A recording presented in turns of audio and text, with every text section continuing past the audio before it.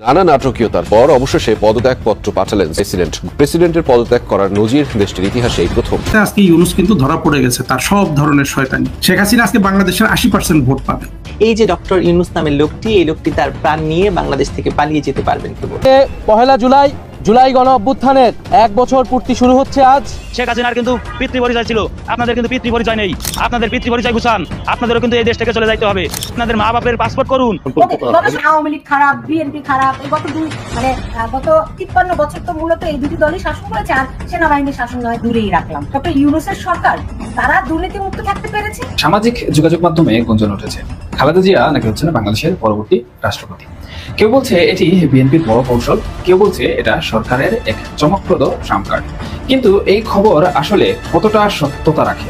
পৃথিবীতে সব থেকে খারাপ যে মানুষটা, তারও কিছু নীতি নৈতিকতা থাকে, কিছু আদর্শিক জায়গা থাকে, এবং সেও কিছু কিছু জায়গায় কিছু কিছু ক্ষেত্রে, স্পর্শকাতর কিছু ক্ষেত্রে সে নিজেকে যথেষ্ট শালীন রাখার চেষ্টা করে। নির্বাচন হাইরে নির্বাচন, এই নির্বাচন কি হবে? 13 তারিখে তারেক রহমানের সঙ্গে ডক্টর ইউনূসের লন্ডনে মিটিং হলো, সেই মিটিং থেকে ফেব্রুয়ারিতে নির্বাচন। বিএনপি তো মোটামুটি একদম একটা অবস্থা। পর্দার আড়ালের অনেক চাপে সরকার থেকে দাবি করা হয় জুলাই ঘোষণাপত্রের সঙ্গে তাদের কোনো সম্পর্ক নেই। শহীদ মিনারের সমাবেশ থেকে বৈষম্য বিরোধী নেতারা 15 জানুয়ারির মধ্যে জুলাই বিপ্লবের ঘোষণাপত্র প্রকাশের সময় বেঁধে দেন। প্রাইম মিনিস্টার শেখ হাসিনার পক্ষে এরকম কোনো মামলা বাংলাদেশে, মানে শেখ হাসিনা বলতে চাচ্ছি যে আরো অন্য কোনো প্রধানমন্ত্রীর বিরুদ্ধে এরকম কোনো মামলা হয় নাই। সব ধরনের সমস্যার সমাধান হবে। আর এই শাহাবুদ্দিন চুপুকে বের করার জন্য একটি উপায়, সেই উপায়টি। আসসালামু আলাইকুম রহমতুল্লাহ। সবাই কেমন আছেন? আশা করি সবাই অনেক ভালো এবং সুস্থ আছেন। সবাইকে স্বাগতম জানাচ্ছি আমাদের আরেক নতুন ভিডিওতে। প্রতিদিনের মতো আমি আপনাদের সিরিয়াত ফারুকি আবারও চলে আসলাম নতুন একটা ভিডিও নিয়ে। দর্শক, আজকের ভিডিও টাইটেল এবং থাম্বনেল দেখে বুঝতে পেরেছেন কি বিষয়টা নিয়ে কথা বলবো। ভিডিও আপনারা বেশ কিছু তথ্য আজকের ভিডিওটার মাধ্যমে জানতে পারবেন।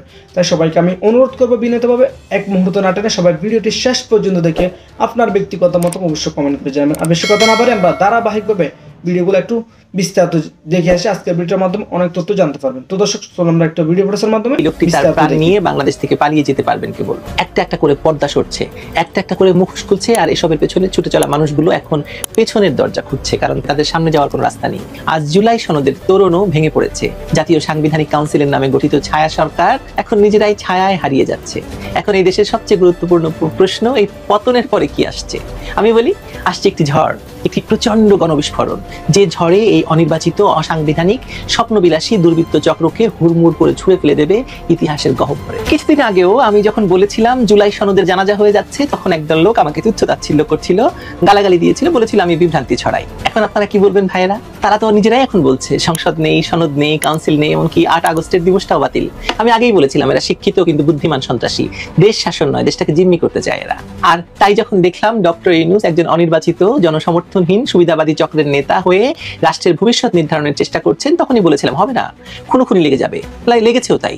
এখন তাহলে আরেকটি কথা বলি, এই যে ডক্টর ইউনূস নামের লোকটি, এই লোকটি তার প্রাণ নিয়ে বাংলাদেশ থেকে পালিয়ে যেতে পারবেন কেবল। তারপর কি হবে জানি না। প্রেসিডেন্ট বদরুদ্দোজা চৌধুরীর কথা স্মরণ করুন। প্রেসিডেন্ট বদরুদ্দোজা চৌধুরীর মতো তাকে হয়তো রেল লাইন ধরে দৌড়াতে হবে না, কিন্তু তাকে পালাতে হবে। দেখে নেবেন, তাকে পালাতে হবেই। আজ দেখছেন না তো, দেখতে পাবেন তার পায়ের নিচ থেকে মাটি সরতে শুরু করেছে দ্রুত।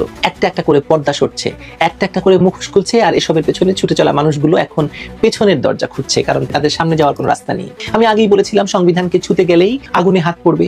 এই দেশের মানুষ রক্ত নিয়ে যে দলিল রচনা করেছে তা বাতিলের সাহস এদের নেই। আর তাই আজ জুলাই সনদের তোরণও ভেঙে পড়েছে। জাতীয় সাংবিধানিক কাউন্সিলের নামে গঠিত ছায়া সরকার এখন নিজেরাই ছায়ায় হারিয়ে যাচ্ছে। এখন এই দেশের সবচেয়ে গুরুত্বপূর্ণ প্রশ্ন, এই পতনের পরে কি আসছে? আমি বলি, আসছে একটি ঝড়, একটি প্রচন্ড গণবিস্ফোরণ, যে ঝড়ে এই অনির্বাচিত, অসাংবিধানিক, স্বপ্নবিলাসী দুর্বৃত্ত চক্রকে হুড়মুড় করে ছুঁড়ে ফেলে দেবে ইতিহাসের গহ্বরে। আপনারা যারা আমার কথা বিশ্বাস করেননি, আজ বলছি এখনো সময় আছে, দেখুন এবং বোঝার চেষ্টা করুন। এই দেশটা কারো বাপদাদার সম্পত্তি নয়, এটা 30 লক্ষ শহীদের রক্তের বিনিময়ে অর্জিত দেশ। অসংখ্য নারীর, দূষিত নারীর বিনিময়ে দেশটা আমরা অর্জন করেছি। এখন আপনি যদি সংবিধান বদলাতে চান, তাহলে ওরা আপনাকেই বদল করে দেবে। এখন যদি ইতিহাস আপনারা মুছে দিতে চান, তাহলে এই ইতিহাস আপনাদেরকে মুছে ফেলবে। তাই আবারও বলি, দেখুন এবং দেখতে থাকুন, কারণ সামনে যা আসছে তা শুধু রাজনৈতিক পালাবদল নয়, তা হবে সত্য আর মিথ্যার চূড়ান্ত মুখোমুখি দাঁড়ানো একটি ঝড়। পতন শুধু সময়ের অপেক্ষা। এই দেশ বিক্রি হবে না, সংবিধান ভাঙবে না, সংবিধান বিনষ্ট হবে না। খালেদা জিয়াকে প্রেসিডেন্ট করলে সব ধরনের সমস্যার সমাধান হবে। আর এই শাহাবুদ্দিন চুপুকে বের করার জন্য একটি উপায়, সেই উপায়টি হলো বেগম খালেদা জিয়ার মতন একজন সিনিয়র ব্যক্তিকে যদি রাষ্ট্রপতি করা হয় তাহলে কারো কোনো আপত্তি থাকবে না। আমি ডক্টর পিনাকি ভট্টাচার্যের এই কথার সাথে একমত হওয়ার আগে আপনাদেরকে আমি জানাতে চাচ্ছি যে গত পরশুদিন যে একটি মহাসমাবেশ করেছে বাংলাদেশের ইসলামিক দলগুলা মিলে, এটা স্পেশালি আয়োজন করেছিলেন চরমোনাই ইসলামী শাসনতন্ত্র আন্দোলন বা ইসলামী আন্দোলন। ইসলামী আন্দোলনের এই মহাসমাবেশ থেকে জামাত যে দাবিগুলা করেছে, চরমোনাই যে দাবিগুলা করেছে, সেই দাবিগুলা নিয়ে কিন্তু এখন আলোচনার ঝড় চলছে। এই আলোচনার ঝড়ের মাঝখান দিয়ে বিএনপিকে একবারে এককভাবে প্রেসিডেন্ট দিয়ে দিলে, বেগম খালেদা জিয়াকে প্রেসিডেন্ট দিয়ে দিলে জামাত, চরমোনাই, এনসিপি, আরো যারা রাজনৈতিক দল আছে ইসলামিক দলগুলা সহ, তারা কতটুকু বেগম খালেদা জিয়াকে সরাসরি রাষ্ট্রপতি হিসাবে মানতে রাজি হবে, এই বিষয়টা কিন্তু এখন আলোচনার বিষয়। প্রথমত প্রস্তাবটা ছিল ইউরোপিয়ান ইউনিয়ন থেকে যে জাতীয় সরকার করতে হবে। জাতীয় সরকারে বিএনপি থাকবে, জামাত থাকবে, এনসিপি থাকবে, ইসলামী আন্দোলন থাকবে, বাংলাদেশের বাকি সব কয়টা রাজনৈতিক দল থাকবে এবং সুশীল সমাজও থাকবে। আর সব দলের লোকেরা মিলে জাতীয় সরকার দেশ পরিচালনা করবে। চুপ্পুর জায়গায় চলে যাবে ডক্টর মোহাম্মদ ইউনূস, প্রেসিডেন্ট হয়ে যাবে ডক্টর মোহাম্মদ ইউনূস। তারেক রহমান লন্ডন থেকে গিয়ে প্রধান উপদেষ্টা হবে, জামাতের আমির ডেপুটি প্রধান উপদেষ্টা হবে। প্রধান উপদেষ্টা এবং সহকারী প্রধান উপদেষ্টা দুইজন থাকবে। উপপ্রধান উপদেষ্টা, যেটাকে আমরা বাংলায় বলি উপপ্রধানমন্ত্রী, এই উপপ্রধানমন্ত্রী অথবা প্রধানমন্ত্রী নামের পরিবর্তনে কোনো সমস্যা নাই। আমরা যেটাকে এখন অন্তর্বর্তীকালীন সরকার বলছি, প্রধান উপদেষ্টা বলছি, তাকে প্রধানমন্ত্রী বললেও কোনো সমস্যা নাই।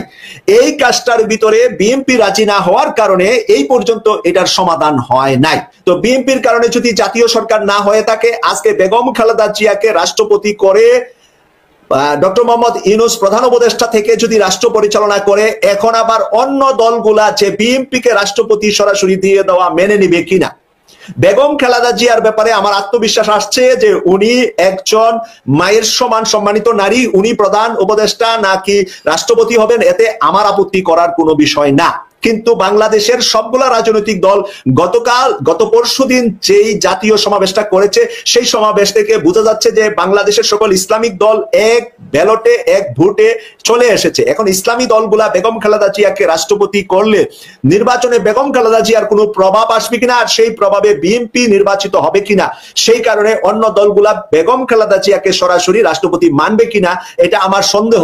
আমার সন্দেহটার সাথে অনেকেই লেখছেন, তবে আপনারা আপনাদের মতামত স্বাধীনভাবে লিখবেন। এর আগেরটার পক্ষে আমি ছিলাম, কারণ ওখানে প্রেসিডেন্ট হয়ে যেতেন ডক্টর মোহাম্মদ ইউনূস স্যার, তারেক রহমান সাহেব ডাইরেক্ট বাংলাদেশে গিয়ে প্রধানমন্ত্রী হতেন, জামাতের আমির মানে উপপ্রধানমন্ত্রী হতেন। যুদ্ধে কিন্তু ভাগ ভাই ভাগ আছে, কিন্তু ভাই ফাইট দিবার জন্য সামনে বিশাল ফাইট, তো ভাই বিশাল ফাইট। এই ফাইট আবার ওই মনে করেন না যে ব্রাহ্মণবাড়িয়ার মতো টাটা নিয়া বল্লম নিয়া হাতে, ওটা না ভাই, ব্রেনের ফাইট, ব্রেনের ফাইট, রাজনৈতিক খেলা ভাই, রাজনৈতিক খেলা। রাজনীতি শিখাই দিবে স্যারে, আপনাদেরকে রাজনীতি শিখাই দিবে, সব কিছু কন্ট্রোলে ভাই। ওই যে লন্ডন বৈঠকের পর আমরা বলতেছি না, আয় হায় মিলা গেল। আবার দেখেন এই যে ইসলামিক দলগুলা সবাই অভিমান করলো, কেন ওনারা মিললো, কেন কথা বললো, কেন যুক্ত বিবৃতি দিল, খুব মাইন্ড করছে। সব নাটক। কেন নাটক দেখেন, শেষ পর্যন্ত কি জয় হইল? আগে যে সংস্কার নিয়ে দুর্বল কথা হইতো, আস্তে আস্তে কথা হইতো, শক্ত কোনো কথা পাইতাম না, একদল হ্যাঁ বললে আরেক দল না বলতো। লন্ডন বৈঠকের পর একটা সিদ্ধান্ত তো হয়েই গেছে, সংস্কার হইতে হবে এবং নির্বাচন কিভাবে হবে সেটা নিয়েও কিন্তু আলোচনা চলে আসছে। এখন আলোচনার ভার কোন দিকে, জনগণ চায় কোনটা, এটা তো আমরা এই সোশ্যাল মিডিয়া থেকেই দেখতে পাচ্ছি, সবাই কিন্তু বুঝতে পারতেছেন। দেখেন চরমোনাই পীর সাহেব যাওয়ার পর এই 1 তারিখ থেকে এনসিপি মাঠে নেমে গেল, 64টা জেলায় ওনারা ঘুরবে, শহীদদের বাড়িতে যাবে, আহত হয়েছে যারা তাদের বাড়িতে যাবে, ওনাদের মা বাবার সাথে কথা বলবে, কবরস্থান জিয়ারত করবে, এভাবে 64টা জেলায় ওনারা ওনাদের মনের কথাটা বলবে। মানুষের কাছে ওনারা যদি ওনার মনের কথা বুঝাইতে পারে ভাই, গ্রহণযোগ্যতা পাবে না কেন? কি দোষ তাদের? তারা রক্ত দিছে তো ভাই, তারা জীবিত শহীদ ভাই। 5ই আগস্টের ওই ঘটনা যদি না ঘটতো, উনি যদি না চলে যাইতো, আজকে এরা পৃথিবীতে থাকতো? থাকতো না। আমি কথা বলতে পারতাম না। অন্য কেউ কি কথা বলতো না ভাই। স্বাধীনতা তো পাইছি। 5ই আগস্টের পরে তো একটা পরিবর্তন আসছে, আর এই পরিবর্তন কি হঠাৎ করে চলে আসছে, হুট করে চলে আসছে? নো, একদম না। পরিকল্পিত এটা ভাই। ওই যে বলছিল না master mind, doctor Mohammad Yunus sir বিদেশে পরিচয় করাইছে একজনকে মাস্টার মাইন্ড। এমনি উনি কি পোলাপান, কিন্তু ওইটা আবেগে বইলা ফেলাইছে। উনি পরে বুঝতে পারছে বলাটা ঠিক হয় নাই, এই কথাটা রিপিট করে নাই। অথচ ওনার প্রত্যেকটা বক্তব্য কিন্তু উনি বারবার রিপিট করে। ওই মাস্টার মাইন্ড নিয়ে কথা বলে নাই, মাস্টার মাইন্ডকে পিছনে নিয়ে গেছে। মাঝখানে মাস্টার মাইন্ডের মাথার মধ্যে বোতল মাইরা অনেক ঘটনা ঘটছে। সব কিন্তু বিচ্ছিন্ন ঘটনা, সব কিন্তু মাইন্ড ডাইভার্ট করা। মেন গেম যেটা খেলা ফেলাইছে এই লন্ডনে যে জাদু পড়াটা দিয়ে দিছে ভাই, যা কিছু বুঝাই দিছে। এতে একটা জিনিস আপনি কনফার্ম থাকেন, ওই যে নগর ভবনে যা হয়েছে সেটা আবার রিপিট হবে। ওনারা কোনো দাবি আদায় করতে পারবে না। কারণ ওই যে আবার আসি, ওই চরমনাই মহাসমাবেশ আপনারা তো দেখছেন। এরপরে জুলাই 1 তারিখ থেকে এনসিপির কর্মকাণ্ডের কথা বললাম। এরপরে আসতেছে জামাতে ইসলাম, মেইন এই মাসেরই 19 তারিখে। আরে ভাই, এটা কেমন যুদ্ধ জানেন? মাইন্ড গেমের যুদ্ধ তো। ওই যে দেখেন না, ইরানে প্রথম মিসাইল গুলা কি মারছিল? পুরনো, আজ থেকে 20 বছর 25 বছর আগে বানানো মিসাইল গুলা মারছে। পরে মারছে লেটেস্ট, যেটা পৃথিবীর কারো কাছে নাই। এমন ফর্মুলা বানাইছে কারো কাছেই নাই। তেমনি দেখেন একটার পর একটা গ্রেট ওয়ালের মতো, চীনের গ্রেট ওয়ালের মতো চলে আসতেছে 19 তারিখে। 19 তারিখের পরে আরো বিশাল ভাবে আসবে ভাই অরাজনৈতিক দল হেফাজতে ইসলাম। ওনাদের দাবি তো রয়েই গেছে। শাপলা চত্বরে যেভাবে ওনাদের রক্ত ধোয়া হয়েছে সকালবেলা ভোর রাত্রে, যেভাবে অন্ধকারে ওয়াইফাই বন্ধ কইরা সমস্ত মিডিয়াকে সরাই দিয়া যে ঘটনা ঘটাইছে, সেটার বিচার কি ওনারা চাইবে না? ওই বিচার তো ওনারা চাইছে। এই সরকারকে ওনারা এখান থেকে যেতে দিবে না বিচার না কইরা। সেই সমাবেশও আপনারা দেখবেন। এই যে একটার পর একটা আসতেছে, এখানে কি শেষ? নো, এখানে শেষ না। আপনারা শুনছেন না শিবির দ্বারা পরিচালিত হয়েছে জুলাইয়ের কোন অভ্যুত্থান, এমন কোন কথা শুনেন নাই? আরে হাসিনা আপা নিজেই তো বলছে শিবির আর জামাত এই কাণ্ড ঘটাইছে, এরাই জঙ্গি। ওরা জঙ্গি বলুক, সেই শিবির কিন্তু রিজার্ভ ফোর্স, হ্যাঁ রিজার্ভ সোলজার, কিন্তু একদম নীরব। কোন আলোচনায় আছে? ওই যে আমরা রোজার সময় দেখছিলাম প্রতিদিন লাখ লাখ টাকার ইফতারি করায়, তারপর আর কোন নিউজে আছে? চুপচাপ, লেখাপড়ায় মন, আর ভিতরে যে কাজগুলা করা সেটা করে যাচ্ছে। ডক্টর মোহাম্মদ ইউনূস স্যারকে যারা ভুল বুঝছেন, ভুল বুঝবেন না। जीतने के लिए कभी कभी हारना होता है, हार के जो जीतता है उसके बोलता है बाजीगर। আমার হিন্দিটা হয় নাই, বাজিগর ছবি ওই যে শাহরুখ খানের, মানে জিতার জন্য কখনো কখনো হারতে হয়। হ্যাঁ, এটা মনে রাখবেন, খেলা চলছে। ওই যে বললাম শিবির চুপচাপ আছে। এখানে আবার চিন্তা করেন এখানেই শেষ না, ইসলামিক দল আরো আছে। আগে ইসলামিক দলগুলোর মধ্যে বিভক্তি দেখা গেছে, উনি একরকম কথা বললে উনি আরেক রকম কথা বলতো। এইটা কিন্তু এখন নাই, একেবারে এক জায়গায় চলে আসছে, একটা প্ল্যাটফর্মে চলে আসছে। বাংলাদেশের কোনো মানুষ, সাধারণ মানুষ যার সাথে রাজনৈতিক কোনো সম্পৃক্ততা নাই, যার চিন্তা হলো প্রতিদিনের জীবনযাপনের সংগ্রাম, তার কাছে আজকে ইউনূস কিন্তু ধরা পড়ে গেছে তার সব ধরনের শয়তানি। আজকে যদি শেখ হাসিনার পক্ষে ভোট হয় বাংলাদেশে, শেখ হাসিনা যদি আজকে ধরেন কোনো রাষ্ট্রপতি টাইপের ভোট হয়, শেখ হাসিনা আজকে বাংলাদেশের 80% ভোট পাবে। যদি বাংলাদেশে একটা সংসদীয় নির্বাচন হয়, এবং সেই নির্বাচন নিয়ে তো ওদের অনেক কথা ছিল, আজকে ফেয়ার নির্বাচন দিক, দেখবেন 60% ভোট কিন্তু শেখ হাসিনা পেয়েছে। এই ধরনের একটা দলকে তারা নিষিদ্ধ করে, যা ইচ্ছা তাই করে। তো এটা মানে কি, যে এদের মনের ভেতর আছে যে এরা নিশ্চিহ্ন করে ফেলা আওয়ামী লীগকে। তা আওয়ামী লীগের এই অভিজ্ঞতাটা ভবিষ্যতে কাজে, তার ডিসিশন মেকিং এ তো তার এই অভিজ্ঞতা প্রভাব ফেলবে। যে আমরা 2 বার ক্ষমতায় এসে, 3 বার ক্ষমতায় এসে, বঙ্গবন্ধু একবার, 1996 সালে শেখ হাসিনা একবার, 2009 সালে শেখ হাসিনা আরেকবার, 3 বার ক্ষমতায় এসে তিনি স্বাধীনতা বিরোধী, তারা দুইজনই স্বাধীনতা বিরোধীদের জন্য একটা কম্পেশনের ডাউন সমাজে রেখেছিলেন, যে না এরা বাংলাদেশের মানুষ, এরা এখানে বসবাস করবে। কিন্তু স্বাধীনতা বিরোধীরা তাদের এই জিনিসটাকে মামার বাড়ির আবদার হিসাবে তো নিয়েছেই, উপরন্তু তারা ওই ষড়যন্ত্র অব্যাহত রেখেছে যে না আওয়ামী লীগকে এই দেশে রাখা যাবে না। অতীতে আওয়ামী লীগ যেটা করে নাই, ভবিষ্যতে রাষ্ট্র ক্ষমতায় আসলে তাদের এই অভিজ্ঞতা, যে তাদেরকে যে রাজনৈতিকভাবে এবং ফিজিক্যালি, শারীরিকভাবে যে বাংলাদেশ থেকে নিশ্চিহ্ন করে দেওয়ার যে স্পৃহা জঙ্গিরা দেখিয়েছে 5 আগস্টের পরে, সেই জিনিসটা কিন্তু আওয়ামী লীগের ভবিষ্যৎ ডিসিশন মেকিং এর উপর প্রভাব ফেলবে, এবং এইটা বাংলাদেশের মৌলবাদীদের রাজনৈতিক শক্তিকে জিরো করে ফেলবে, আপনি নিশ্চিত থাকতে পারেন। এই যে আপনি বললেন প্রেসিডেন্সিয়াল ইলেকশনে 80%, পার্লামেন্টের সিস্টেমে 62% সিট পাবে আওয়ামী লীগ, এত জোর দিয়ে আপনি যে কথাটা বলেন, আওয়ামী লীগের কোন নেতাও কিন্তু এটা বলতে পারে না। আপনার এত সাহসটা কেন কাজ করে গেল, এত আত্মবিশ্বাস? আমার তো সাহস আত্মবিশ্বাস কিছুই নেই, আমি সমাজটাকে যেভাবে দেখছি।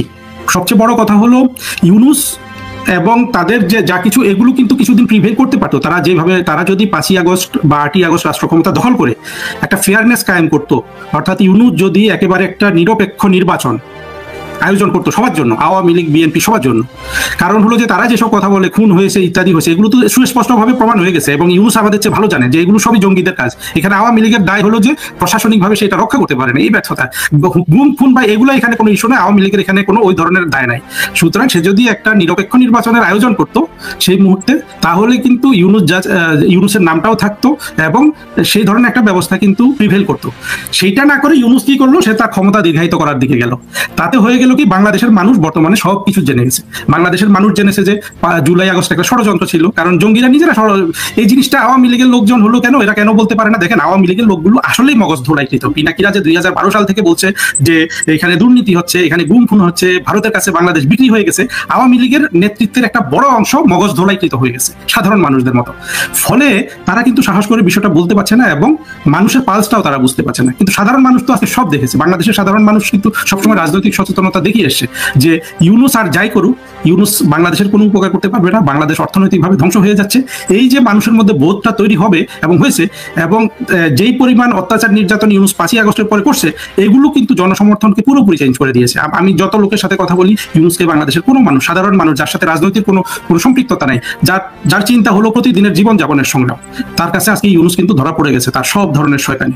সুতরাং আবার বিপরীতে মানুষ কি দেখছে যে শেখ হাসিনা সরকারের সময় কত ধরনের সোশ্যাল সেফটি নেটওয়ার্ক ছিল এবং নেট ছিল, যে বয়স্ক ভাতা, বিধবা ভাতা, মুক্তিযোদ্ধা ভাতা এবং আরো কত ধরনের ইয়ে ছিল, সাধারণ মানুষ টাকা পেত, সবগুলো তো বন্ধ হয়ে গেছে, তাই না?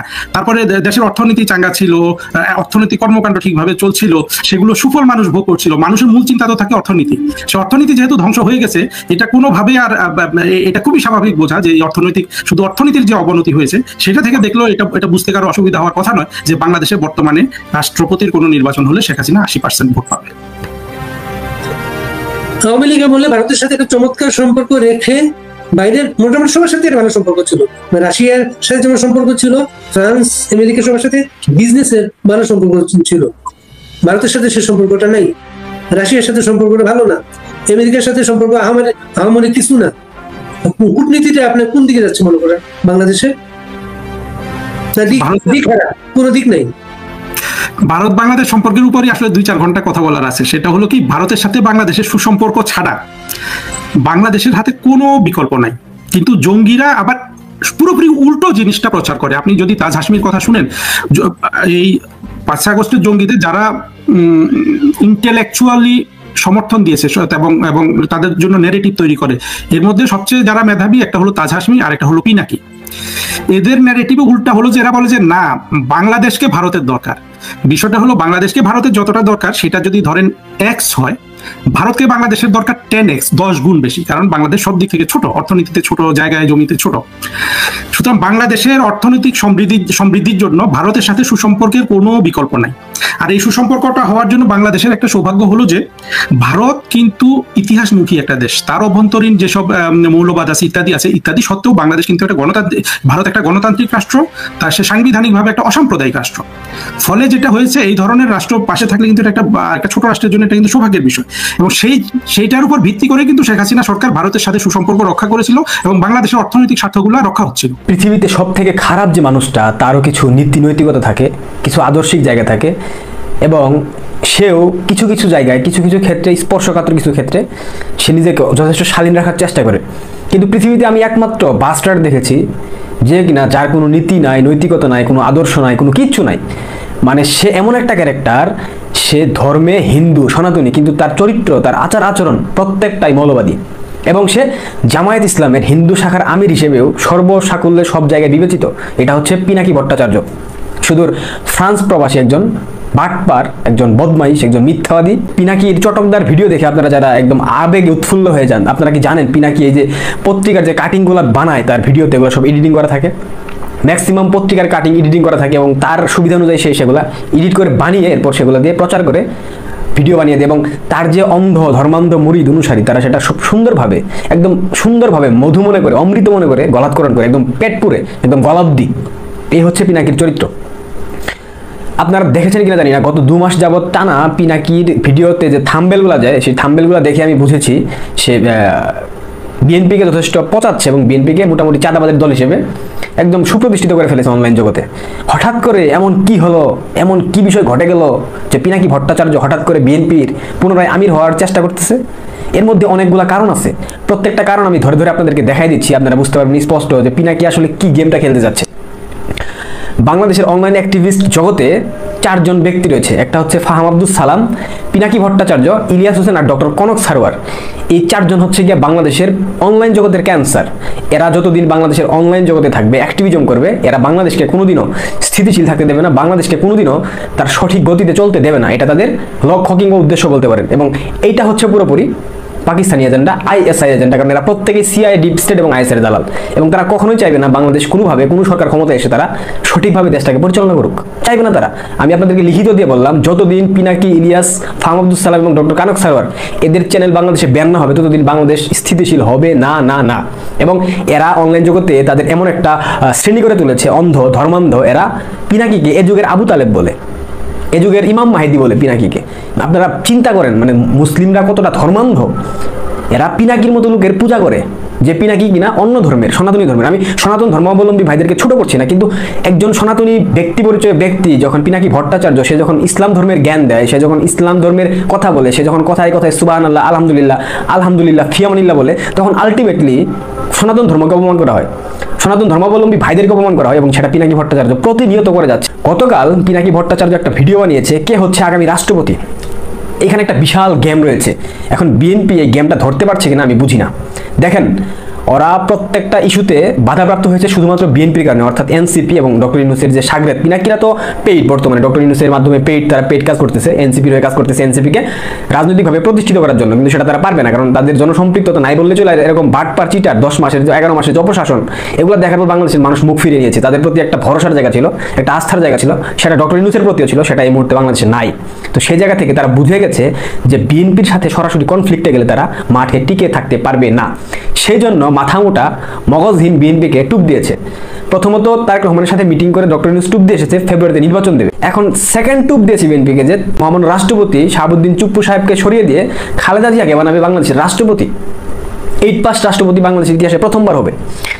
এখানে গেমটা আমি আপনাদেরকে বলি। প্রথমত, রাষ্ট্রপতিকে অপসারণের ইস্যুতে যখন বৈষম্য বিরোধী ছাত্র আন্দোলনের ব্যানারে বঙ্গভবনের সামনে তথাকথিত কয়েকজন স্বল্প সংখ্যক ছাত্র জনতা নিয়ে বিক্ষোভ হয়েছিল, তখন কিন্তু বিএনপি এখানে বাধা দিয়েছিল। বিএনপি সালাউদ্দিন আহমেদ স্পষ্ট বলে দিয়েছিল, এই মুহূর্তে রাষ্ট্রপতিকে অপসারণ মানে সাংবিধানিক শূন্যতা সৃষ্টি হবে, সাংবিধানিক সংকট সৃষ্টি হবে। তারা কোনোভাবেই সেটা চাচ্ছে না। এরপর কিন্তু ডক্টর ইউনূসের সরকার রাষ্ট্রপতিকে সরাইতে পারে নাই। দ্বিতীয়ত, রাষ্ট্রপতিকে সরিয়ে দেওয়ার পর তাদের লক্ষ্য ছিল সেনাপ্রধানকে সরিয়ে দেওয়া, যাতে করে ডক্টর ইউনূসের দীর্ঘমেয়াদে ক্ষমতায় থাকার বন্দোবস্ত পুরোপুরি হয়ে যায়। কারণ এই মুহূর্তে ডক্টর ইউনূসের দীর্ঘমেয়াদে থাকার একমাত্র বাধা হচ্ছে মহামান্য রাষ্ট্রপতি শাহাবুদ্দিন চুপ্পু এবং দ্বিতীয়ত মাননীয় সেনাপ্রধান জেনারেল ওয়াকারুজ্জামান। এটা সাংবিধানিক বাধ্যবাধকতা, সাংবিধানিকভাবে বাধ্যবাধকতার মধ্যে পড়ে গেছে ডক্টর ইউনূসের সরকার। এবং তারা তো সাংবিধানিকভাবে বলেন কিংবা আইনিভাবে বলেন প্রত্যেকটা জায়গায় তারা অবৈধ, তাদের কোনো বৈধতা নাই। এরা কিন্তু জুলাই ঘোষণাপত্র প্রকাশ করতে পারে নাই। জুলাই ঘোষণাপত্র প্রকাশের একমাত্র লক্ষ্য এবং উদ্দেশ্য ছিল এই সরকারকে বৈধতা দেওয়া, কিংবা জুলাই ঘোষণাপত্র প্রকাশের পর বাংলাদেশের 72-এর সংবিধানকে বিলুপ্ত করে নতুন একটা সংবিধান প্রণয়ন করা এবং সেই সংবিধান অনুসারে তারা আবার নতুন করে জাতীয় একটা সরকার গঠন করতে। এটা ছিল তাদের লক্ষ্য। কিন্তু বিএনপি যখন বাদ ছেড়েছে জুলাই সনদ, পাশাপাশি রাষ্ট্রপতি অপসারণ, সেনাপ্রধানকে অপসারণ, এই তিনটা ইস্যুতে বিএনপি তাদের দৃঢ় অবস্থান ব্যক্ত করেছে। তারা কখনোই এগুলার পক্ষে মতামত দেয় নাই। এখন যদি এই মুহূর্তে জুলাই ঘোষণাপত্র প্রকাশ করতে না পারে ডক্টর ইউনূসের সরকার, তাহলে পরবর্তীতে নির্বাচনের মাধ্যমে যেই গণতান্ত্রিক সরকার বাংলাদেশের ক্ষমতায় আসবে, তারা যদি ডক্টর ইউনূসের সরকারকে বৈধতা না দেয়, সেক্ষেত্রে তাদের প্রত্যেকের ফাঁসির কাষ্টে তুলতে হবে উপদেষ্টা পরিষদ এবং সমন্বয়কারীরা। কারণ তারা আলটিমেটলি 72-এর সংবিধানকে অক্ষুণ্ণ রাখার, সমুন্নত রাখার শপথ নিয়ে তারা সেই সংবিধানকে প্রতিনিয়ত অপমান করেছে, অবমাননা করেছে, অসম্মান করেছে। এবং সাংবিধানিক যে প্রধান বর্তমানে মহামান্য রাষ্ট্রপতিকে তুইতুকারি বলেছে, নাম ধরে উচ্চবাচ্য বিনিময় করেছে। এবং পিনাকি ভট্টাচার্য পৃথিবীর ইতিহাসে কোথাও কোনো রাষ্ট্রের কোনো রাষ্ট্রপতি কিংবা কোনো সেনাপ্রধানকে নিয়ে এভাবে বাজে অশ্লীল ভাষায় গালিগালাজ করে আমি কখনো দেখি নাই। এবং এটা সরাসরি সংবিধানের অসম্মান করার সামিল। যদিও তারা সংবিধানকে অসম্মান করে, মুজিববাদী সংবিধান, 72-এর সংবিধান আওয়ামী লীগের সুবিধা দেওয়ার জন্য প্রতিষ্ঠিত হয়েছে, তাহলে সেই সংবিধান কেন বিএনপি সরাইতে চাচ্ছে না? এই সংবিধান নাকি ফেসিবাদী শাসন ব্যবস্থাকে পুনর্গঠন করতে সাহায্য করে। এ ধরনের অসংখ্য অভিযোগ তাদের মধ্যে রয়েছে। এখন বিএনপিকে টুপ দিয়েছে, মূলত বিএনপিকে বলেছে খালেদা জিয়াকে রাষ্ট্রপতি বানিয়ে দিচ্ছি আমরা, চুপ্পুকে সরিয়ে দিব আমরা, এর বিনিময়ে আপনারা আমাদেরকে জুলাই সনদের যে সম্মতি সেটা আপনারা আমাদেরকে দেন, অর্থাৎ জুলাই সনদ ঘোষণা করার জন্য বিএনপির যে সহায়তা দরকার, সহযোগিতা দরকার, সহমর্মিতা দরকার। ভিডিওটা দেখে আশা করি আপনারা আজকের ভিডিওটার মাধ্যমে অনেক গুরুত্বপূর্ণ তথ্য জানতে পেরেছেন। দর্শক, এই বিষয়টা নিয়ে আপনার মূল্যবান মতামত অবশ্যই কমেন্ট করে জানিয়ে ফেলুন। এখানে আমাদের ব্যক্তিগত কোনো মতামত নেই, সামাজিক যোগাযোগ মাধ্যম থেকে যেগুলো সবসময় আলোচনায় থাকে সেই বিষয়গুলো আমরা জাস্ট ভিডিও আকারে আপনাদের মাঝে তুলে ধরার চেষ্টা করি। ধন্যবাদ সবাইকে এতক্ষণ সাথে থাকে সম্পূর্ণ ভিডিওটা ধৈর্য সহকারে দেখার জন্য। দেখো কোনো ভিডিওতে শেষ করার আগে ছোট একটি অনুরোধ জেনে রাখতেছি, যারা আমাদের চ্যানেলটিতে এখন নতুন আছে চ্যানেলটি সাবস্ক্রাইব করে সাথে থাকবেন, যারা ইতিমধ্যে সাবস্ক্রাইব করেছেন এবং ভিডিওটি শেষ পর্যন্ত দেখেছেন ধৈর্য সহকারে তাদেরকে অসংখ্য ধন্যবাদ জানিয়ে শেষ করবো আজকের ভিডিওটি। ভালো থাকবেন, সুস্থ থাকবেন, আল্লাহ হাফেজ।